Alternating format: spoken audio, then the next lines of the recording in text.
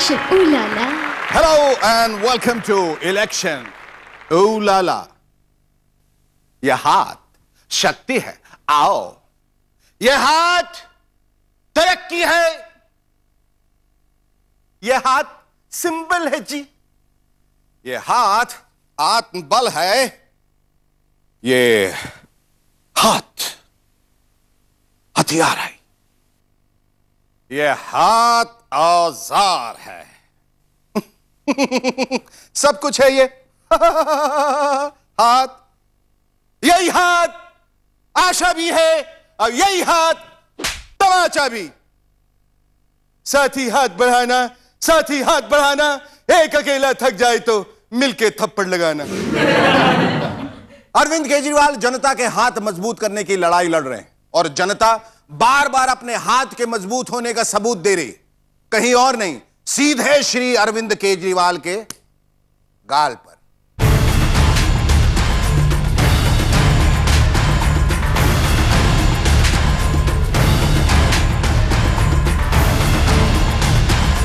यह माना कि चुनाव 5 साल में होने वाला सबसे बड़ा तमाशा है, लेकिन अरविंद केजरीवाल के साथ जो कुछ हो रहा है वो कुछ ज्यादा है. केजरीवाल को थप्पड़ मारने के फौरन बाद ऑटो ड्राइवर लाली प्रसाद ने कहा केजरीवाल बेईमान है, लेकिन अगले दिन उसका कहना था केजरीवाल भगवान है. झूठ बोला, सबको टोपी पहनाया, भारत माँ को भी बेचा, झूठ बोला. गलती हो गई, इसके लिए सभी को माफी मांग रहा हूं. लाली प्रसाद जी, ये कैसा गड़बड़ झाला. एक दिन पहले केजरीवाल बेईमान और अगले ही दिन भगवान. खैर, जो होना था वो तो हो चुका. निडर, निर्भीक, बेखौफ अरविंद केजरीवाल को आम आदमी की संवेदनशीलता और आम आदमी की शराफत पर बहुत ज्यादा भरोसा है. यह भरोसा इस हद तक है कि केजरीवाल अपने परिवार की चिंता की अनदेखी करके सिक्योरिटी लेने से इनकार करते हैं. मेरी जिंदगी को कोई खतरा नहीं है. मेरी ये लाइफलाइन बहुत बड़ी है. मेरी जिंदगी को कोई खतरा नहीं है. ऊपर वाला सबसे बड़ी है. 3 जगहों पर तमाचे और घूंसे, कीचड़ और स्याही अलग से. अरविंद बाबू, सचमुच आपकी रक्षा भगवान ही कर रहे हैं.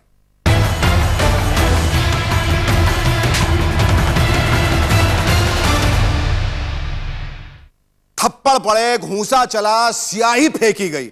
यह सब देखकर केजरीवाल के दुश्मनों की छाती पर सांप लूट रहा है. हाय, अरे क्यों नहीं पिटे हम. चुनावी माहौल में पब्लिसिटी तो मिलती. विरोधी केजरीवाल की पिटाई के नकली होने का दावा कुछ इस अंदाज में कर रहे हैं जैसे पिटाई खाने का अनुभव केवल उन्हें ही है. केजरीवाल पर हाथ उठाने वाला ऑटो ड्राइवर इस बात से परेशान था कि चुनाव के बाद से केजरीवाल ने उसे एक बार भी दर्शन नहीं दिए. लेकिन झापड़ कांड के बाद केजरीवाल बाकायदा उस ऑटो वाले के घर गए और मुलाकात भी की.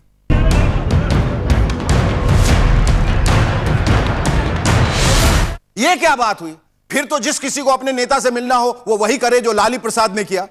वैसे लाली प्रसाद ने एक और विचित्र दलील दी है. उसका कहना है कि मैं केजरीवाल के सीएम पद छोड़ने से नाराज था, इसीलिए मैंने झापड़ जड़ दिया. ऐसा इसलिए करा था कि मैंने थोड़ा, इन्होंने सरकार छोड़ के चले गए, कम से कम एक लोकपाल बिल खाली नहीं होता और भी काम होता. ये क्या बात हुई लाली प्रसाद जी. ये तो मैं पहली बार सुन रहा हूं कि कोई समर्थक अपने नेता की पिटाई इसलिए कर रहा है क्योंकि उसने कुर्सी छोड़ दी.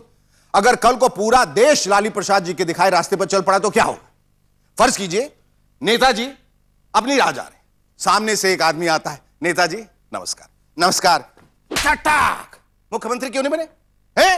क्यों नहीं बने मुख्यमंत्री? आपको मुख्यमंत्री बनते देखना मेरा सपना था. आपने मेरे सपने चूर चूर कर दिए. चटाक. दूसरे नेताजी जा रहे हैं. नेताजी प्रणाम. प्रणाम प्रणाम. चटाक. विरोधी की जमानत क्यों जब्त करवाई? क्यों? पट. मुझे उम्मीद थी कि आप कम से कम 1 लाख वोट से जीतेंगे, लेकिन आप सिर्फ 50,000 वोट से जीते. लानत है. बहुत दुखी हूं मैं. ये लीजिए मेरी तरफ से तमाचा खाइए. एक और.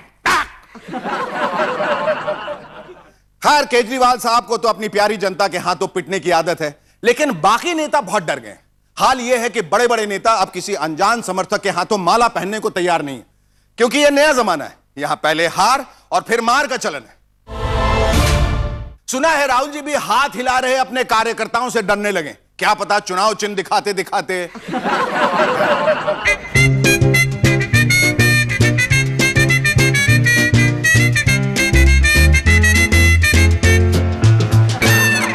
युद्ध भूमि हो या चुनाव, सारथी का बहुत महत्व है. इसलिए खुद राहुल गांधी कांग्रेस के सारथी बने. लड़ने से ज्यादा बड़ा काम दूसरों को लड़वाना है, पीठ ठोकना है, शाबाशी देनी है, प्रेरित करना है। सजे धजे रथ पर सवार हैं राहुल गांधी और उनके साथ हैं कवच कुंडलधारी, हमेशा की तरह मौन मोहन जी। हैं जी?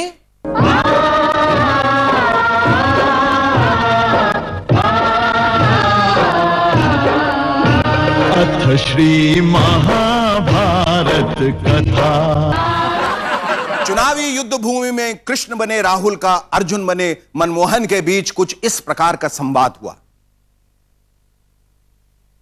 हे मनमोहन, क्यों थर-थर कांप रहे हो? क्यों युद्ध भूमि से भाग रहे हो? शस्त्र उठाओ, फूड सिक्योरिटी और नरेगा के तीर चलाओ। ओ जी, मुझसे यह सब नहीं होगा। बहुमत लाने के लिए आप अकेले ही काफी है। राहुल जी, मैंने कार जाना है। नहीं मनमोहन, नहीं, पीठ मत दिखाओ, हिम्मत जुटाओ। अब मैं तुम्हें अपना विराट रूप दिखाता हूं। ओ जी, वो तो मैं रोज ही देखता हूं, आपका विराट रूप। आप मेरा ऑर्डिनेंस ऐसे फाड़ देते हो जी, ऐसे पूरे देश के सामने मुझे डांट देते हो। मुझे नहीं देखना, बीजेपी वालों को दिखाइए अपना विराट रूप। इतनी जरा रथ रोकिए, मैंने कार जाना है। हे मनमोहन, नादान न बनो, मैं तो मात्र सारथी हूं। यह चुनावी युद्ध तुम्हारे नेतृत्व में लड़ा जा रहा है। हां जी, आहो, मैं देश का नेता हूं और मेरी नेता सोनिया जी है और सोनिया जी के सारथी आप हैं, इसलिए आप लड़ो और कांग्रेस की जिता दो जी, मैंने कार जाना है। राहुल जी समझाते रहे, लेकिन मोहन जी चुनावी रथ से उतरकर भाग मिल्खा भाग हो गए। पर जाते जाते राहुल जी को गीता का ज्ञान दे गए।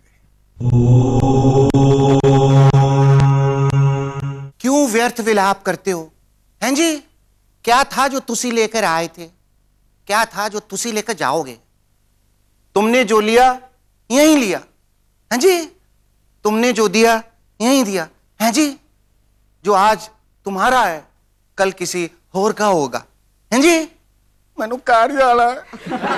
खबर है कि राहुल को गीता का ज्ञान देकर मनमोहन जी अपने लिए नया मकान ढूंढने में जुट गए। चुनाव के बाद शिफ्ट भी तो होना है। उधर बिहार से ताजा खबर यह है कि लालू जी एक बार फिर बमक गए।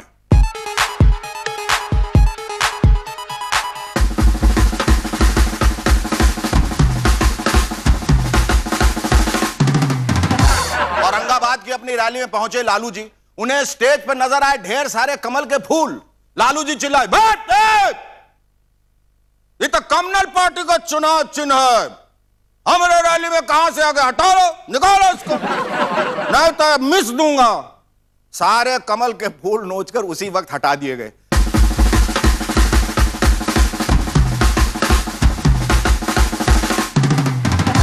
रैली से जब लालू जी वापस आए तो राबड़ी बोली, ए जी, बहुत गुस्सा दिख रहे हैं, कोई बात पूछे?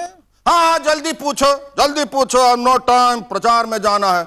अभी आप स्टेज से बीजेपी का कमल हटवा दिए। अब मान लीजिए, ना समझा कीजिए, मान लीजिए कांग्रेस से लड़ाई हो गया तो क्या कीजिएगा? हाथ इस्तेमाल करना बंद कर दीजिएगा, हाथ जेबी में डाल के खड़ा हो जाइएगा। क्या देखो रबड़े, हमको कंफ्यूज मत करो। कांग्रेस पुराना लॉय है, लड़ाई नहीं होगा। हो गया तो नहीं, मतलब हो गया तो, और कांग्रेस बोल दिया कि हमारा चुनाव चिन्ह इस्तेमाल मत करो, तब हम कांग्रेस लोग का लालटेन बुझवा दूंगा। बिहार में बहुत बिजली जाता है, यहां आमदी बिना लालटेन का नहीं रह सकता है। चलो गेब में साइड रास्ता दो, बहुत टेंशन में हूं, प्रचार में जाना। Okay go. Lalu ji tension में है, लेकिन बीजेपी के टिकट पर बंगाल के श्रीरामपुर से चुनाव लड़ रहे हैं बप्पीदा अपने वोटर्स और कार्यकर्ताओं का टेंशन दूर कर रहे हैं। श्यामा माए बोले जोरे जो पियामी शमिरना बप्पीदा हर चुनाव क्षेत्र में गाकर वोट मांग रहे हैं। वैसे गाकर मांगने की परंपरा हिंदुस्तान में सदियों से है। गरीबों की सुनो वो तुम्हारी सुनोगो, तुम 1 रुपया देगो वो 10 लाख दोगो। गाकर कोई नोट मांगता है तो कोई वोट, अपना अपना बिजनेस है भाई। रंग रंगीले लोकतंत्र का रंग रंगीला चुनाव शुरू हो चुका है। जनता तमाशबीन है और नेता तमाशाई। लेकिन जब वोटिंग का दिन आता है तब सब कुछ बदल जाता है। तमाशा दिखाने वाले के चेहरे के रंग उड़ जाते हैं। तमाशा देखने वाले भी सब कुछ छोड़ छाड़ कर चिलचिलाती धूप में लंबी कतारों में खड़े हो जाते हैं। चुनावी नौटंकी अचानक एक महापर्व में बदल जाती है।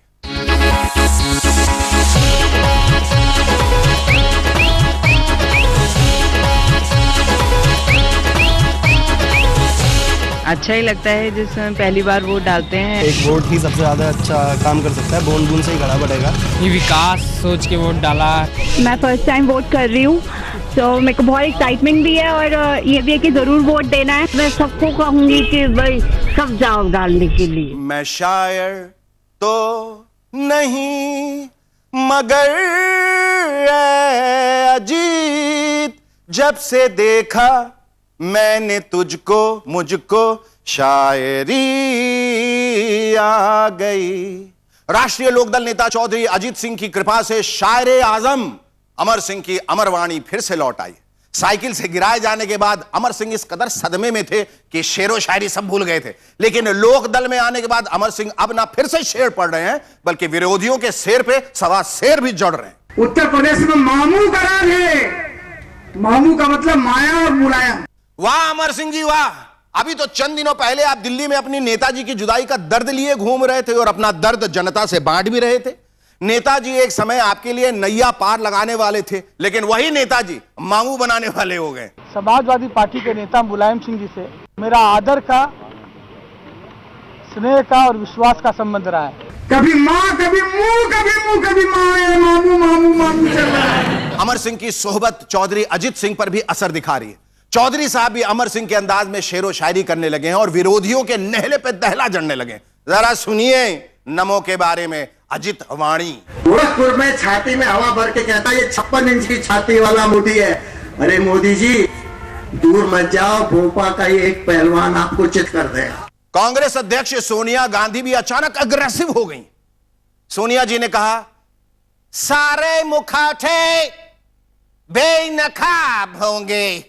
सोनिया जी ने यह भी कहा नरेंद्र मोदी को सिर्फ बातें करने की आदत है, हमें काम करने की आदत है। सोनिया जी ने यह भी कहा मोदी के नाम का गुब्बारा जल्दी फूटने वाला है। हमारे साथ हैं सोनिया जी। सोनिया जी नमस्कार। इलेक्शन ऊ लाला में आपका स्वागत है। God bless you. आपको भी गॉड ब्लेस यू सोनिया जी। हर कोई मान रहा है कि चारों तरफ मोदी की लहर। क्या कहना है आपका? उनके पास लहर है तो हमारे पास आंधी है, बिकॉज हम गांधी है। ओहो, if he is aandhi you are Gandhi.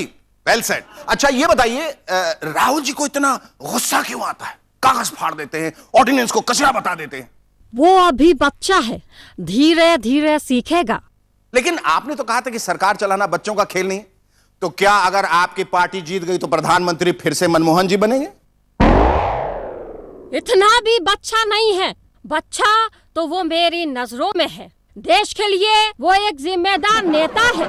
अच्छा सोनिया जी आखिरी सवाल। 100 से ज्यादा सीटों पर वोटिंग हो चुकी है। इलेक्शन का बुखार एकदम पीक पे है। बताइए क्या लगता है आपको कितनी सीटें मिलेंगी? No speculations. इतना जरूर कह सकती हूँ कि यूपीए में कांग्रेस सबसे बड़ी पार्टी बनकर उभरेगी। वाह, ब्रेकिंग न्यूज। सोनिया जी ये क्या कह रही है? आपको पक्का यकीन है? क्या कांग्रेस को एनसीपी और आरजेडी से भी ज्यादा सीटें मिलेंगी? बिल्कुल। इसे कहते हैं आत्मविश्वास। कांग्रेस पार्टी यूपीए गठबंधन में सबसे बड़ी पार्टी बनकर उभरेगी। एनसीपी और आरजेडी से भी ज्यादा सीटें लाएगी। हमसे बात करने के लिए बहुत बहुत शुक्रिया सोनिया जी।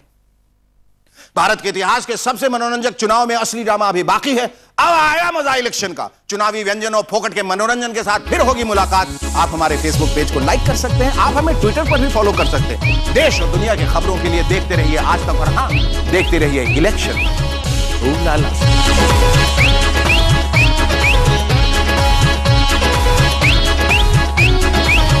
इलेक्शन ऊ लाला।